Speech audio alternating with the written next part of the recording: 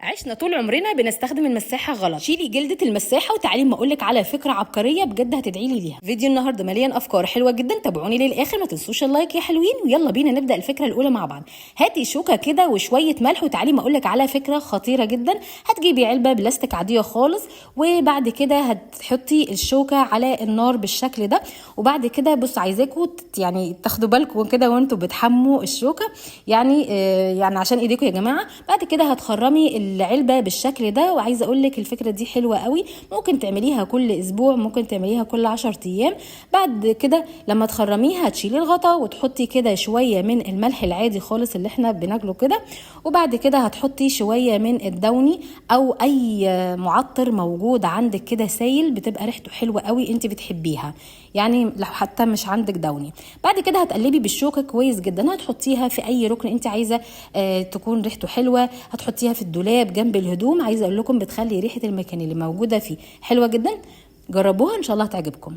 تعالي كده هاتي شويه معجون من اللي انت بتستخدميه، او انت لو الفرغه عندك بدات تخلص اوعي ترميها، هتلاقي كده شويه كده فيها. وتعالي ما اقولك على فكره حلوه قوي، لو انت عندك كده شخبطه في الحيط بالقلم الجاف طبعا من الولاد، بصوا المعجون سحر يا جماعه في انه بيشيل اي حاجه موجوده على الحيطان، بجد فكره حلوه قوي، جربيها. لو انت بقى عندك الغسيل بتكون ريحته مكمكمه كده ومش لطيفه خالص، تعالي ما اقولك على فكره حلوه قوي، هتحطيها مع البرسيل اللي موجود عندك. هتجيبي اي ريحه مسك موجوده عندك او برفيوم او يعني اي معطر يا جماعه موجود عندك ممكن تحطيه برده، وبعد كده هتحطيه على الاريال بالشكل ده وهتقلبي كويس جدا جدا. الفكره دي حلوه قوي، بتخلي الهدوم ريحتها جميله جدا، وخصوصا انت لو حطيتي البرسيل في اخر دوره بتبقى ريحه الهدوم حلوه قوي قوي بجد، جربيها ان شاء الله هتعجبك جدا. تعالوا بقى نشوف الفكره اللي بعد كده، بس فين اللايك يا حلوين؟ هاتي المكوه بتاعتك وتعالي ما اقولك على فكره حلوه قوي هتعمليها. لو انت عندك السجاد بينتني، طبعا عندنا كلنا السجاد بينتني من الطرف بالشكل ده،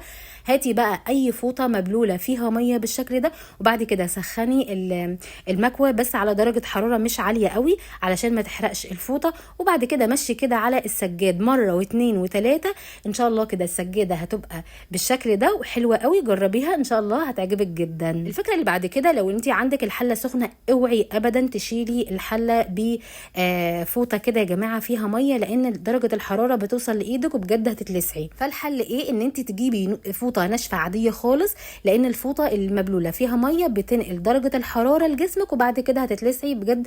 يعني ايه الحاجات دي بنعملها كلنا، فاحنا نحاول كده على قد ما نقدر ناخد بالنا. فرشة السجادة اللي عندنا كلنا في الفترة الأخيرة دي بتساعدنا جدا في غسيل السجاد. هقولك على فكرة حلوة قوي من غير اكياس ولا اي حاجة، وانتي بتعمليها ما تعمليهاش بالشكل ده، لا حاولي يا جماعة بصوا توطيها كده بالشكل ده. عايزة اقولك تمشي معاكي بكل سهوله وتغسل السجاد في ثواني. جربي الفكره دي حلوه قوي. بصوا اللي مش فاهمها ان انت ما توقفيهاش كده بالشكل ده، لا وطيها خالص وانت بتمسحي بجد الفكره دي حلوه جدا، جربيها ان شاء الله هتعجبك. لو انت بقى عندك البصل يعني طبعا لما نيجي نجيب البصل بيكون فيه بقى قشر ويبهدل المطبخ ويبهدل الرخامه، فانت قبل ما تستخدمي كيلو البصل اللي انت بتجيبيه هاتي كيسه موجوده عندك، وبعد كده مشيها، يعني بصي اقفلي الكيس بالشكل ده ومشي ايدك يمين وشمال افركيهم كده زي ما احنا بنقول.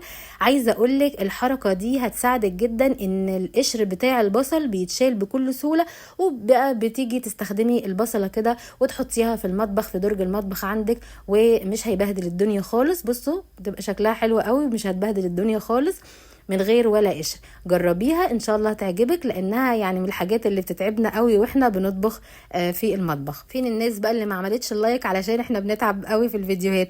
تعالي بقى هاتي اي شراب موجود عندك كده، طبعا شرابات كتير عندنا، وهاتي مقشه وتعالي ما اقولك على فكره حلوه قوي تعمليها.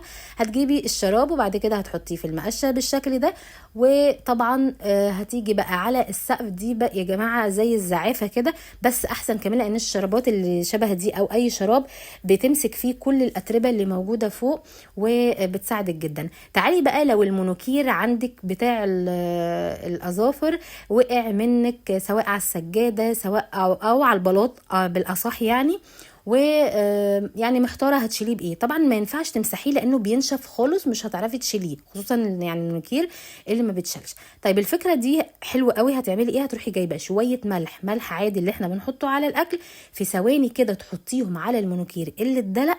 عايزه اقول لك بصوا الحركه دي هتعمليها بايدك هتبططي كده بالشكل ده.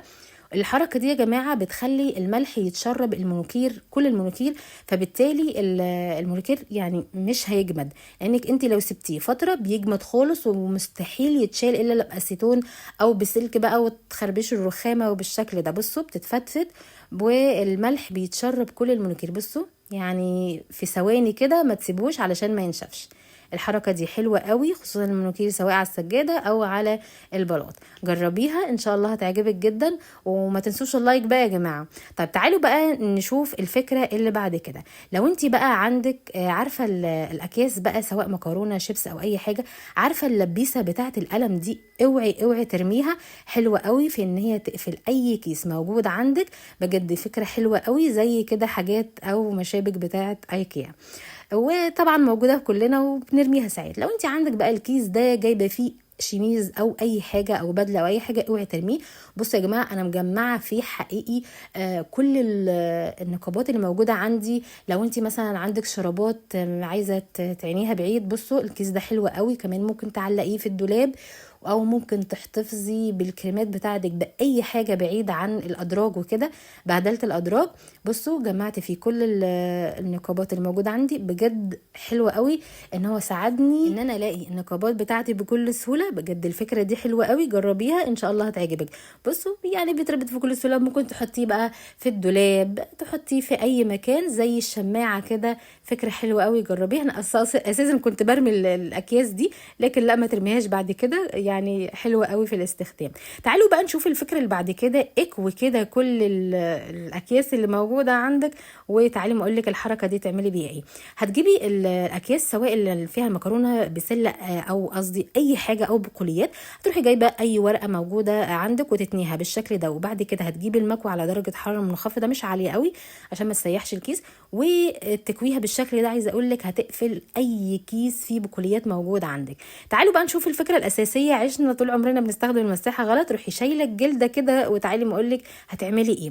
عارفين يا جماعه المساحه بيكون فيها حواف كده شديده او حاده قوي قوي، وانتي بتغسلي السجاد في يوم كده، بجد المساحه هتساعدك جدا جدا في غسيل السجاد من غير ما توطي. بصوا الحواف دي هتساعدك قوي في ان هي تنظف السجاد بكل سهوله. جربيها ان شاء الله هتعجبك جدا. طب انتي بقى لو عندك بقى الحاجات اللي موجوده، الوبر، بدل ما تستخدمي مكنه وبر، هتشيلي الوبر بكل سهوله بالسلكه بتاعه المواعين اللي احنا بنشتريها ب5 جنيه. بصوا حلوه قوي دي للزنقات يا جماعه، وخطيره قوي ان شاء الله هتعجبك، لانها بتشيل بكل سهوله حتى لو انت مثلا مش عندك مكنه ولا اي حاجه. جربوا الافكار النهارده ان شاء الله، يا رب تعجبكم كده، وباذن الله ما تنسوش اللايك والشير والمتابعه، والسلام عليكم.